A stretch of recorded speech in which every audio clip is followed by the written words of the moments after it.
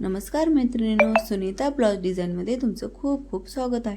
आज आपण पाहणार आहोत साडीला पिको फॉल कसं करायचं।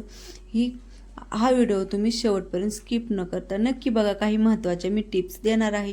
ही काठपदराची साडी आहे। मी पहिल्यांदा साडीमधील ब्लाउज पीसचं कटिंग करते। ब्लाउज पीस कट करत असताना पदराकडून 4.5 ते 5 इंचाचं कापड ठेवूनच ब्लाउज पीसची कटिंग करायची असते। ही काठपदराची साडी असल्यामुळे ह्या साडीला दोन्ही बाजूनी पिको आहे। दोन्ही बाजूनी ती सरळ कट करून घ्यावी लागते। जर सरळ स्ट्रेटच परफेक्टच कटिंग करून घ्यायची तरच पिको हा सरळ येतो, नाहीतर तो वाकडा तिरका येतो। त्यामुळे दोन्ही बाजू ह्या सरळ कट करून मी घेतल्या। आता मैत्रिणींनो, आपल्याला एका दिवसात जर भरपूर साड्या पिको फॉल करायच्या असतील तर ही पद्धत तुम्ही नक्की वापरा। मी हे सगळे फॉल मी पाण्यातून धुवून घेतले आहे आणि मी ते सुकवून घेतले आहे। कधीही फॉल हा जास्त कडक उन्हामध्ये सुकवायचा नाही, नाहीतर तो नीट प्रेस होत नाही। थोडा ओलसर फॉल राहिला तो प्रेस हा चांगला होतो, तो कडक प्रेस होतो। त्यामुळे कधीही फॉल हा थोडा ओलसर ठेवायचा आणि प्रेस करून घ्यायचं। फॉल प्रेस करत असताना अर्धा इंच मी सुरुवातीला आणि शेवटच्या बाजूला मी दुमडून घेत असते आणि तसाच तो फॉल मी साडीला लावत असते आणि कडक असा प्रेस करायचा। म्हणजे साडीची आपण जेव्हा हातशिलाई करतो तेव्हा साडीची फिनिशिंग ही खूप चांगली येते। आपण फॉल धुवायच्या आधी कसा तो कडक कसा असतो तसाच प्रेस करून घ्यायचा।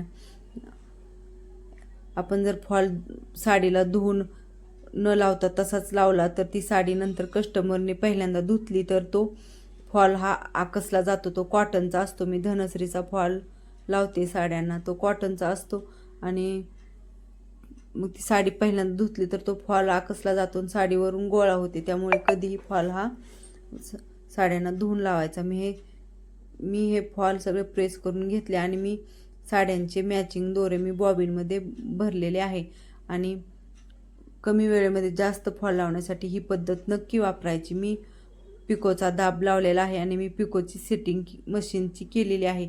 मी आता साडीला पहिल्यांदा मी पिको करून घेते। पहिल्यांदा असं साडीला फोल्ड करायचं आणि दाब खाली साडी ठेवायची आणि पिको करायला सुरुवात करायची। अर्धा इंच कापड सोडायचं। उजव्या हाताने साडीला असं गोलाकार पकडायचा आणि डाव्या हाताने साडी वरती खेचायची। त्यामुळे साडी खेचल्यामुळे साडीचा पिको हा बारीक येतो, जाडसर येत नाही। साडीला असा थोडा पीळ बसला पाहिजे आणि साडी अशी गोलाकारात झाली पाहिजे,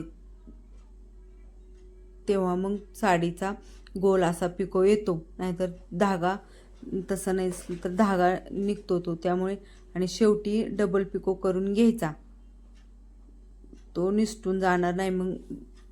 त्यामुळे डबल पिको करून घ्यायचा आणि सुरुवातीला जे अर्धा इंच कापड सोडलं होतं तिथे पण डबल पिको करून घ्यायचा।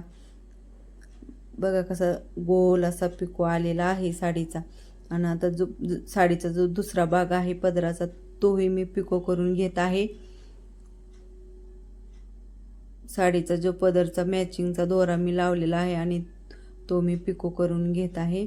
बघा कसा गोलाकार पिको येत आहे आणि जे शेवटी पिको डबल पिको करून घ्यायचा, म्हणजे दोरा उसवून जात नाही, तो निसटून जाणार नाही म्हणून डबल पिको करायचा। सुरुवातीला जे अर्धा इंच कापड सोडलेलं होतं तिथे पण डबल पिको करून घ्यायचा। बघा कसा गोलाकार पिको आलेला आहे। आता मी साडीला फॉल लावत आहे।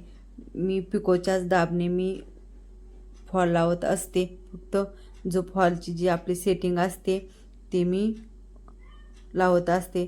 साडीला फॉल लावताना 9-10 इंचाचं कापड सोडूनच फॉल लावायचा। मी ते हाताचं माप आहे ते मी घेऊन फॉलला सुरुवात केली आहे लावायला।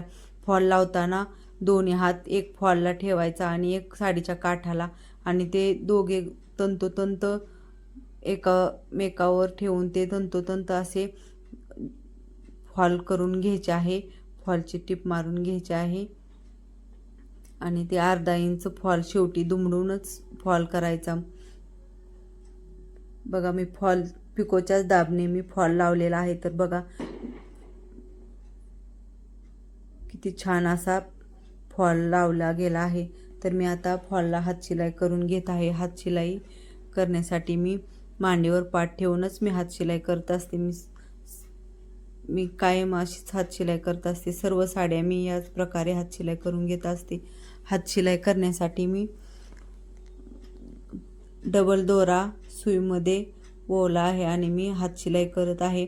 हातशिलाई करताना थोड्या थोड्या अंतरावर मी दोरा हा लॉक करत असते. म्हणजे कसं दोरा हा पायामध्ये हे असं अडकून निघता कामा नये म्हणून मी 5-10 इंचावर थोड्या थोड्या अंतरावर मी दोरे लॉक करून घेत असते. मी साडीची हातशिलाई करताना सरळच हातशिलाई करत असते आणि हातशिलाई करत असताना कधी पण आपण जे हातशिलाई केलेले असते त्याच्यावर हात फिरवून घ्यायचा, म्हणजे तो दोरा असा सरळ प्लेनमध्ये येतो. त्यामुळे दोरा हा असा हात फिरवून घ्यायचा आहे.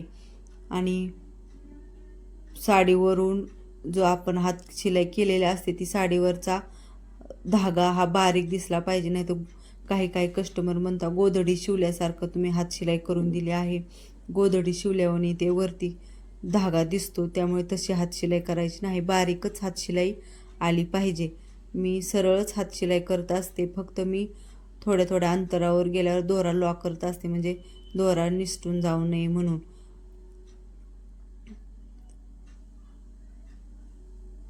हातशिलाई करताना नेहमी काळजी घ्यायची की बोटाला सुई लागली नाही पाहिजे. नाहीतर आपण चिकट टेपचाही वापर करू शकतो. बोटाला चिकट टेप लावायचा, कारण भरपूर साड्या असल्यावर बोटामध्ये सुई घुसल्या जाते. त्यामुळे हातशिलाई करताना बोटाला चिकट टेप लावला तरी जमतो.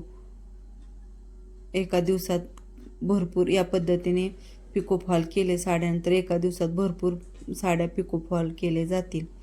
मी आता शेवटी दोरा लॉक करून घेते. दोरा जर लॉक नाही केला तर तो पूर्ण दोरा निसटून जाईल. त्यामुळे कधीही साडीचा फॉल पूर्ण झाल्यानंतर, हातशिलाई झाल्यानंतर दोरा हा लॉक करून घ्यायचा. या प्रकारे साडीला हातशिलाई करून घ्यायची. आपण या पद्धतीने जर साड्या पिको फॉल केल्या तर एका दिवसात भरपूर साड्या पिको फॉल होतील. हा माझा व्हिडिओ तुम्हाला आवडला असेल तर प्लीज लाईक करा, सबस्क्राईब करा आणि शेअर करा. बघा कसा प्लेन असा फॉल साडीला लागला गेला आहे. साडीची आता मी घडी करत आहे. या पद्धतीने तुम्ही फॉल लावू शकता. माझा व्हिडिओ पूर्ण पाहिल्याबद्दल धन्यवाद.